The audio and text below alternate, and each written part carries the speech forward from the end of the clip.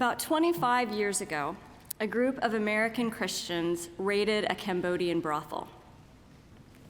They had learned of a slum area near the capital city of Phnom Penh, widely known among locals and tourists alike, providing easy access to very young girls. Knowing God's heart for the vulnerable and the exploited, these Americans found their own hearts breaking at the thought of precious children trapped in these circumstances. They knew they had to act. The team prepared carefully for the raid.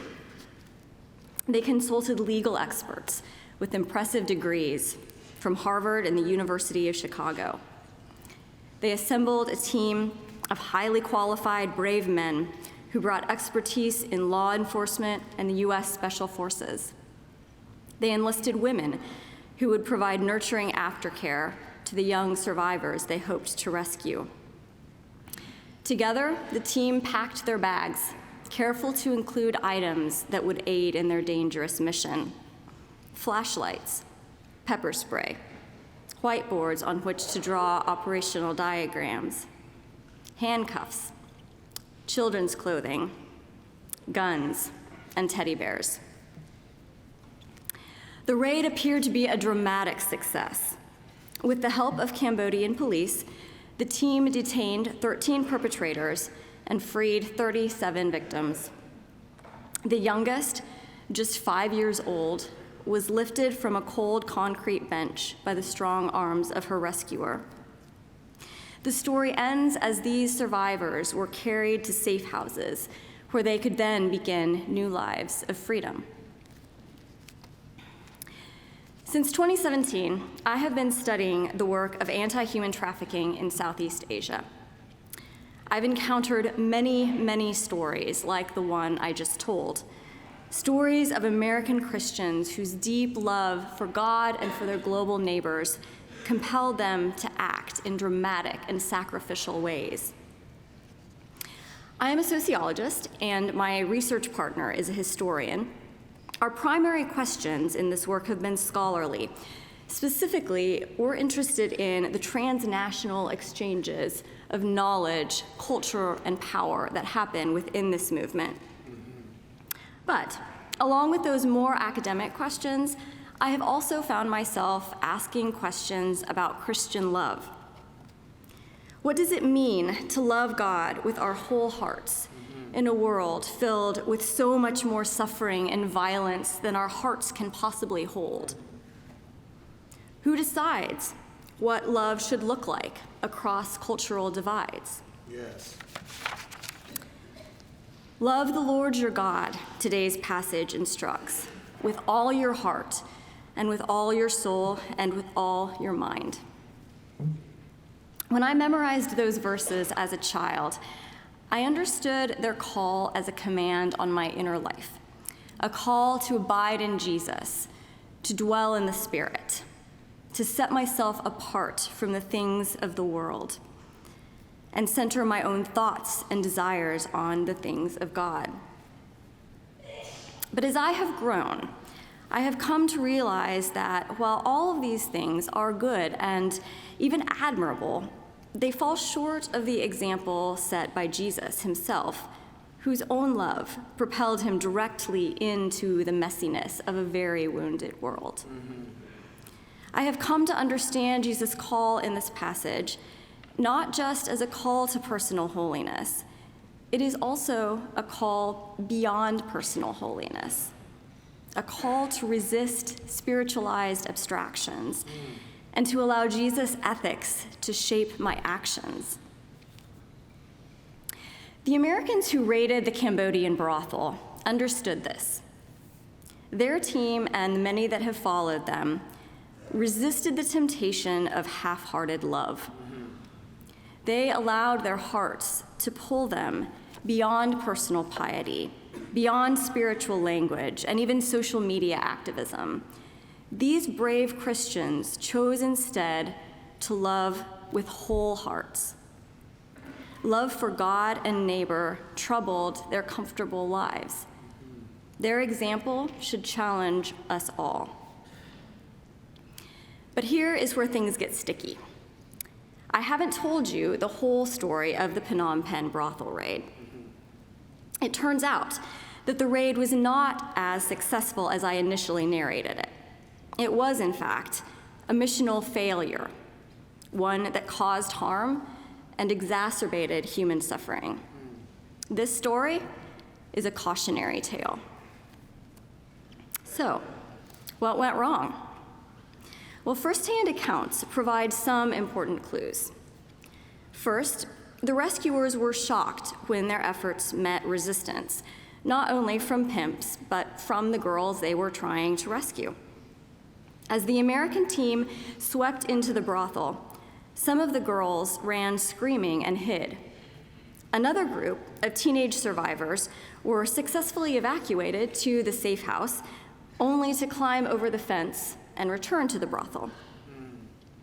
A year later, another police raid in the same location netted some of the same teenagers again, and once again, they fled the safe house. None of this, of course, was in the Americans' rescue plan. They expected survivors to celebrate their liberation, to react in joy and gratitude at the chance for a new life of freedom. Instead, they treated their rescuers as if they were the problem. And in some ways, they were. One can hardly blame the brothel's inhabitants for being frightened of these large white men bursting through doors bearing firearms and SWAT gear. The Americans had been so focused on getting people out that they gave little thought to the traumatizing effects their own actions might have on vulnerable survivors, already beaten down by their circumstances. The Americans also learned later that the raid wasn't as much of a success as it initially seemed. According to a census of Cambodian sex workers, the number of underage children in the area did drop from 46 before the raid to just 12 afterwards. But then it ballooned right back up again. Within 2 months, there were 55. The raid, it turns out, did not eliminate brothel activity in the area, but it did push that activity farther underground, making it harder for local law enforcement to track. What the Americans failed to consider was context. In their wholehearted passion to rescue individuals, they neglected the structural patterns of poverty and vulnerability that facilitated these individuals' exploitation in the first place. For example, many of the young women who end up in Phnom Penh's brothels come from hill tribes that give them no citizenship in any country. Without these rights, they have no way of obtaining legal employment anywhere. This deficit is especially significant for women and girls. Cultural norms in this part of the world hold young women financially responsible for multiple generations of family members. Often, brothel work is the only source of income available, not just for individuals, but for extended family groups.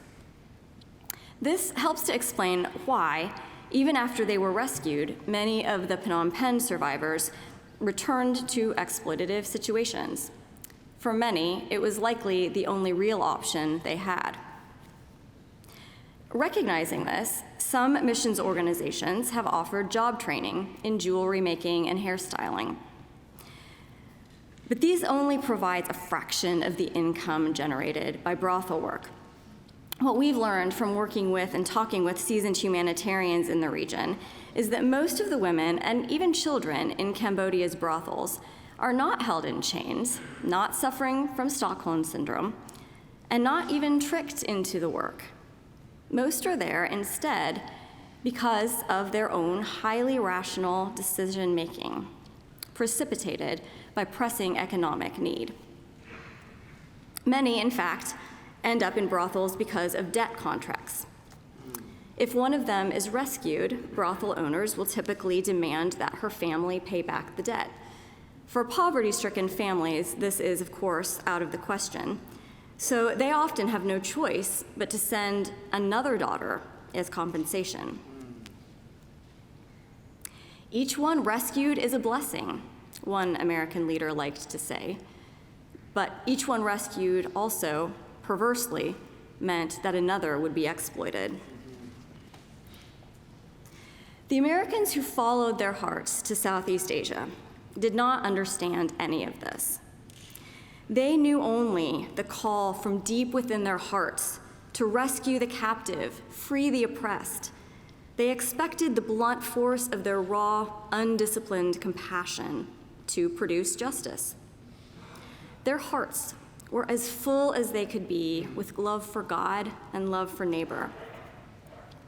When they say that they have labored in heartfelt prayer over their actions, I believe them. When they claim that they have experienced an unexplainable pull on their hearts that can only be from God, I believe them. But their best efforts still resulted in harm. So again, what went wrong? Surely this is not the outcome that wholehearted love is supposed to produce.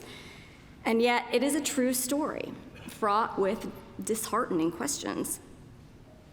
Why did God not honor the rescuers' hearts?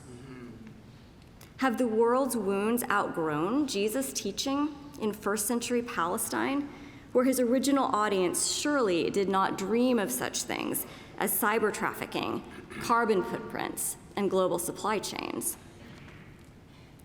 The hard lesson of Phnom Penh is that loving God, even with whole hearts, is not enough. But you know where this is going, right? Love the Lord your God, Jesus says, not just with all of your heart and with all of your being, but with all of your mind. Love, in other words, should not be trusted to the heart alone. The passions of the heart need the labor of the mind. Now, I know that I am not the first to come to this stage at Wheaton College with a reminder that discipleship includes the life of the mind. You have heard much about the integration of faith and learning. You have been reminded that God is glorified not only in pastoral ministry, church planting, and evangelism, but also in the practices of biochemistry, the pursuit of literary theory, and the application of inferential statistics. And yet, even for those of us who are the most convinced of this, the call to love with our minds still finds a more natural home in fields like medicine, business, and education. When faced with the raw wounds of the world, poverty, displacement, injustice, violence, American Christians easily revert to the passions of our hearts. We allow our emotional responses to take priority over the gifts of our minds: patient, disciplined learning, and critical analysis. My would-be anti-trafficking heroes are case in point. Had they taken time to love God with all of their minds as well as their hearts, their story might have ended differently. They might have taken time to study the Khmer language, to listen and learn from local experts, and even the poor and vulnerable themselves, before acting on their own heart impulses. They might have consulted historians who carefully narrate the history of genocide and colonialism in Cambodia. They might have listened to sociologists, economists, and international development experts whose work illuminates the structural causes of exploitation and violence. Loving God with their minds would have made their efforts more faithful and more effective. Happily, this still isn't the whole story. Many of the American activists who showed up in Southeast Asia in the early 2000s now look back on the early days of their movement with chagrin. Many have learned from their mistakes. Movement leaders now definitively reject the methodology and discourse of rescue. Instead, they promote the 5 Ps: prevention, policy, prosecution, protection, and partnership. Best practices now foreground patient empirical research and statistical analysis, discerning which humanitarian interventions are affecting positive change and which might be causing harm. Development experts are working with local leaders and trained social scientists towards sustainable agriculture programs for communities in the Hill Tribes communities. Others promote trauma-informed aftercare and ethical storytelling practices to avoid re-exploiting survivors. Even the organization responsible for the Phnom Penh raid has largely pivoted toward the 5 Ps, and they're doing some really good work. These new activists have not ceased to love with their whole hearts. If anything, their hearts that led them to this work have expanded along with their visions for its possibilities.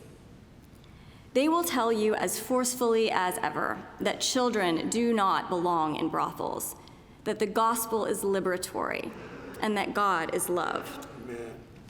But they now have new tools to use as they attempt to extend that love into a world with complicated wounds.